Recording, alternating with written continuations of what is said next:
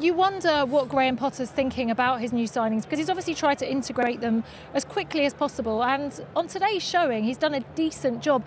A lot of Chelsea fans were saying this is a season of transition. But is there a possibility they can dream of fourth spot after a performance like that? I don't think. I think that's a little bit too far, to be honest. Yeah, it is a transition season. So many signings, so many new faces. Manager obviously bedding in the way he wants to play. I think it is going to take time. My fear is that Chelsea fans, yourself, don't see Potter as he hasn't won anything previously. You know, is he going to be given that time? I think he should be given that time.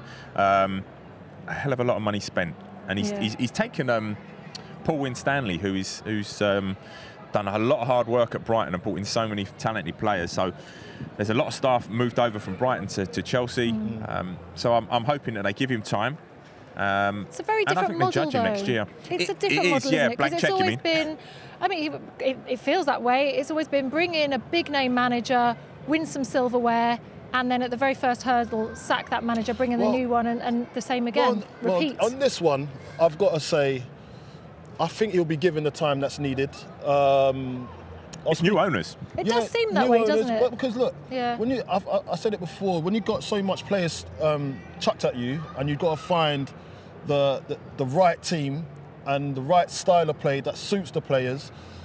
At the start of his tenure, you'd think that Todd Bowley has probably told him, listen, you're going to get a load of players. I'm not expecting it to work out straight away, but I want to see a direction.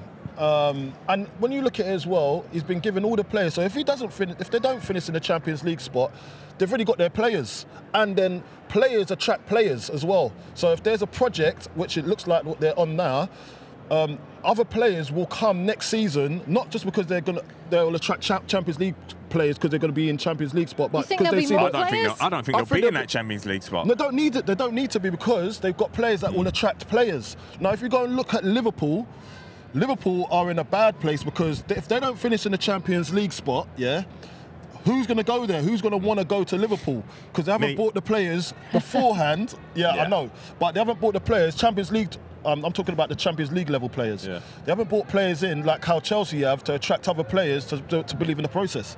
That's the way I'm looking at it. So there's two ways to look at it. But you see the amount of money they spent. You've seen the number of players they brought in. You'd imagine that this is for a long time, And obviously they can have a full pre-season together. Now, as former players yourselves, you just know how important that pre-season is, right? To have everyone together. Who has impressed you, by the way, today? I mean, we've already spoken about how much you love João Felix.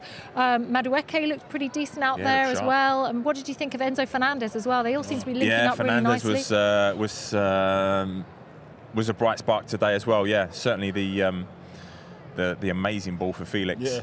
He just got that composure, you know. He can pick a pass, he can break up play, he can do it all. So I'm looking forward to seeing a hell of a lot more of him in the Premier League. I'm excited about Mudryk as well. And then I thought he was a bit quiet today, though. Yeah, he was quiet, but he's still trying to get to the pace of the game in this country. Then you've still got Fofana coming from the bench. I think he's going to be a top talent. So the future's bright for Chelsea.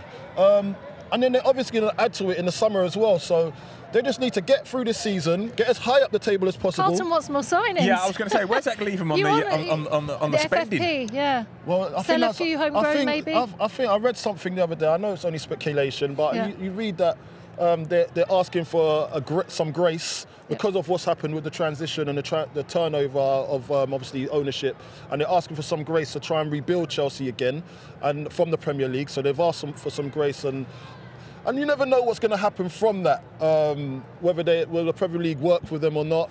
And they might be able to bring in more players, but I know financial fair play's got something to do with it, and you see what's going on with Manchester City at the moment.